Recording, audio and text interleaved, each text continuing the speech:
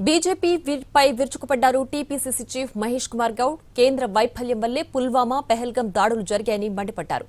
రజాకార్లను, నిజాంని ఒకే చోట చూడలేమన్నారు. రజాకార్ల ఆగడాలు నిజమే, కానీ వాటిని తీవ్రంగా వ్యతిరేకించింది కాంగ్రెస్, కమ్యూనిస్టులు మాత్రమే అని తెలిపారు. బీజేపీలో వాజ్పేయి, అద్వానీలను తాము గౌరవిస్తామని చిట్చాట్లో చెప్పారు మహేష్ గౌడ్.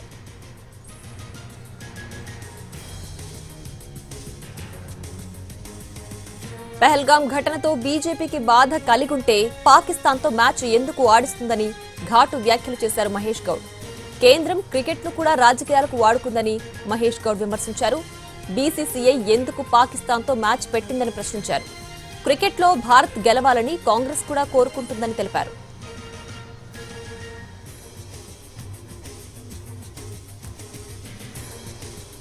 మరోవైపు కాంగ్రెస్ నేతల మధ్య జరుగుతున్న విభేదాలపైన కూడా మహేష్ గౌడ్ స్పందించారు.